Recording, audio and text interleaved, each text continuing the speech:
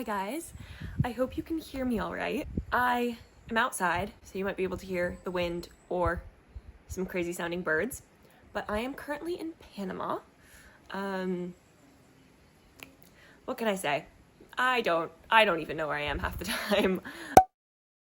And it was really not windy at all until about 30 seconds ago. So I'm just gonna sit here and eat my watermelon until the wind goes away.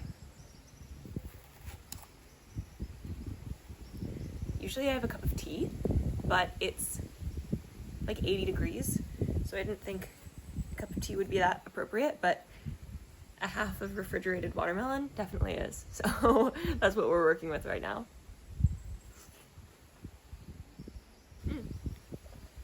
I can also show you my view while I'm at it. This is where we're at.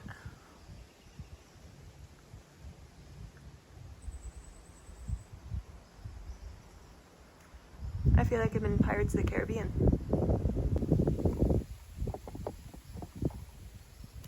So as you may have seen in my last video, I left London. Hopefully it's not a permanent leave. I would love to move back, but I wasn't able to find a job and a career that I'm actually wanting to pursue. I was working at a hostel, which was fun, and I still edit a magazine, but that is a voluntary position.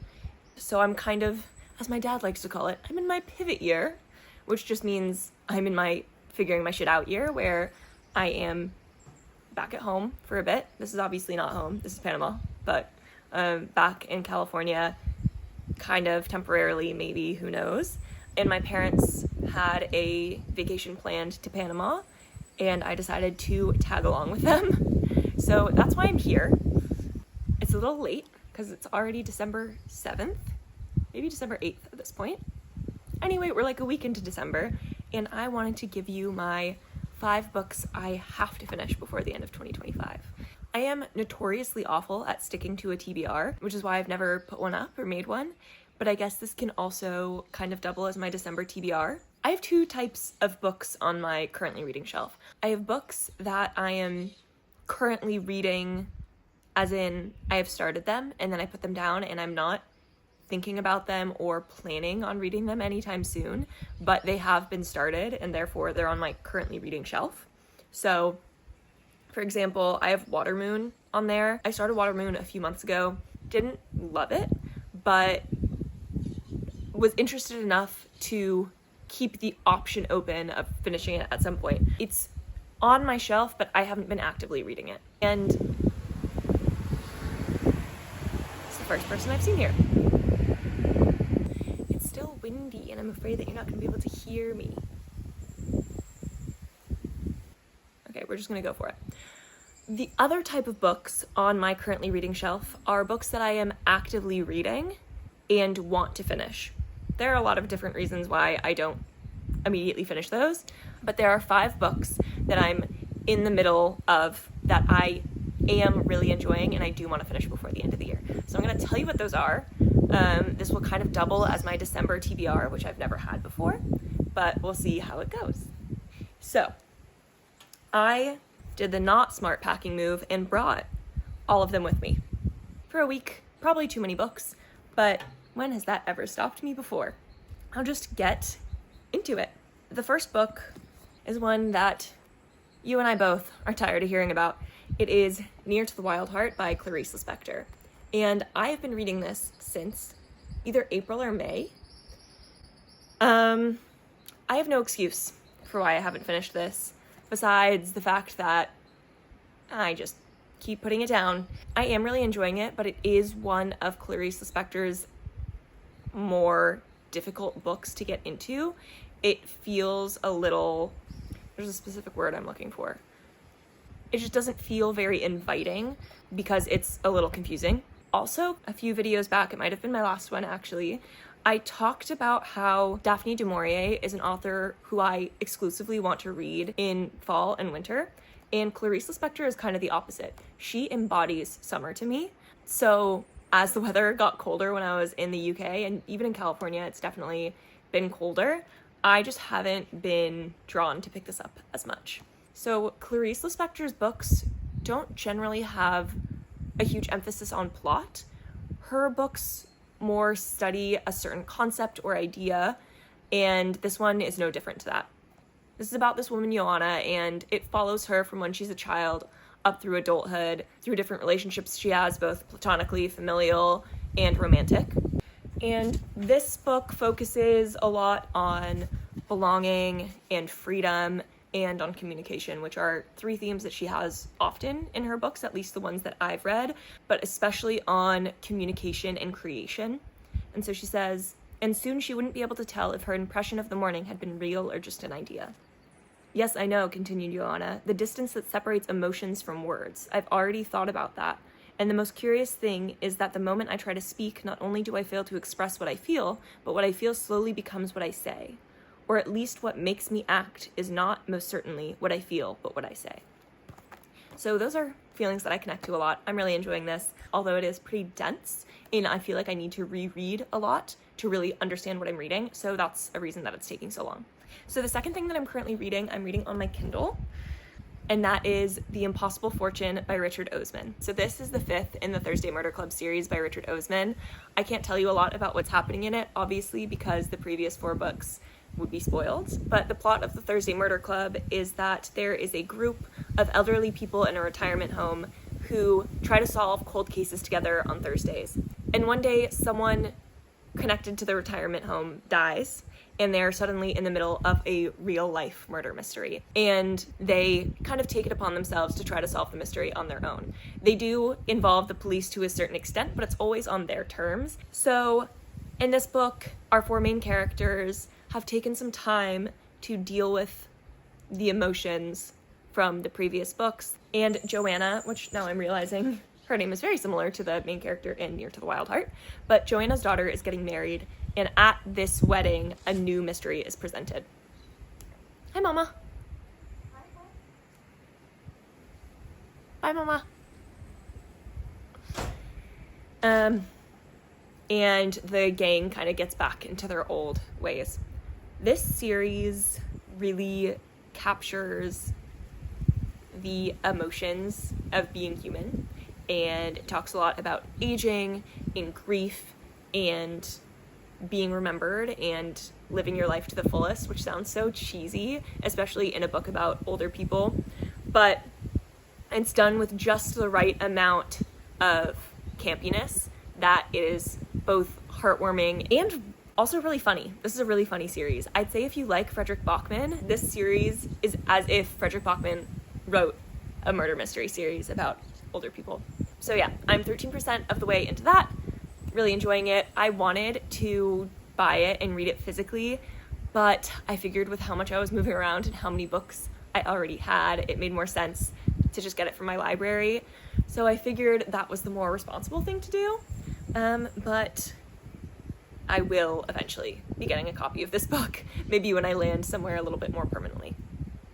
So the next book I am currently reading is one that I find very fun. I don't know if a lot of people would classify this as fun, but I'm having a really fun time reading it. And that is 50 Economics Classics, the 50 Greatest Books Condensed by Tom Butler-Brown. So this is, much like it says, just a roundup of the 50 greatest economics classics as defined by Tom Butler-Brown. So the author, obviously, there are biases in what is an economics classic, what he thinks are the most important, etc. And this was published in 2016. So I believe the most recent books covered in here are from 2015. I studied economics in my undergrad. I've always loved reading about it and learning about it. So getting to fall back into the world of economics is really fun for me. And also, I think especially right now, there are a lot of people in power in the world who are thriving from keeping people ignorant of how economics actually works, especially people with billions and now trillions of dollars. And it's been used as a way to suppress the masses for a very long time. Ignorance has done that. Even though I studied economics for 4 years, I still feel like I'm not informed enough to join the conversation. And that's a huge problem. That's part of why I'm so passionate about journalism, is because I think everyone deserves to be part of this conversation. But what I can do is start with me and start with making sure that I'm as educated as possible. I'm just having a really good time kind of re-educating myself in economics. I just read a really interesting chapter on technology, and it touches on AI, obviously before ChatGPT and generative AI. And I think the authors would have a completely different take on it if they were writing this now versus in 2015 when that book was written. I like having different types of books going at the same time. So this is the one nonfiction I'm reading, and it is very much something that I can pick up, read one chapter, which are usually 3 to 5 pages, and put it down again, and feel like I'm always learning something. And obviously I'm not getting it confused with anything else I'm reading because it's very different.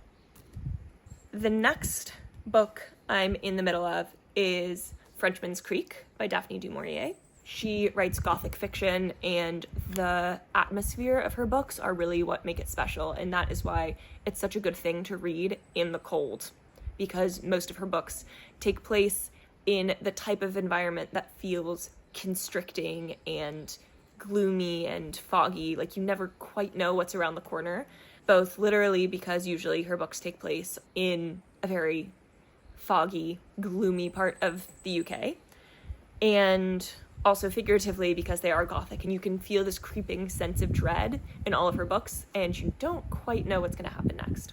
I'm on page 35, chapter 5, and this is about Lady Donna St. Column, and she, on a whim, leaves her husband, takes her kids out to Cornwall, to a house that her and her husband own but haven't been to for many years.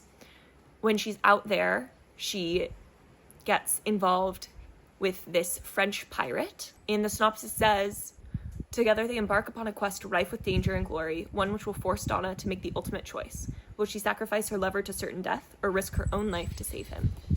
And finally, I'm on chapter 3, page 48 of Babel by R.F. Kuang. This is a book that has gotten so much hype in the last few years. It is like the dark academia book besides A Secret History by Donna Tartt that everyone recommends you read. And I've heard that this is dense, which has always been intimidating for me. But honestly, when I picked it up, I got into it way quicker than I expected to. The synopsis of this book says, Oxford, 1836, the city of dreaming spires. It is the center of all knowledge and progress in the world. And at its heart is Babel, Oxford University's prestigious Royal Institute of Translation. Already we're touching on the colonization behind languages, and it seems like Babel takes children from other parts of the world, brings them to Oxford, and teaches them English so that they are able to translate. And in this society, languages hold a lot of power. You can inscribe words in multiple languages onto pieces of silver, and those pieces of silver, I guess, are imbued with that word and the power of that word.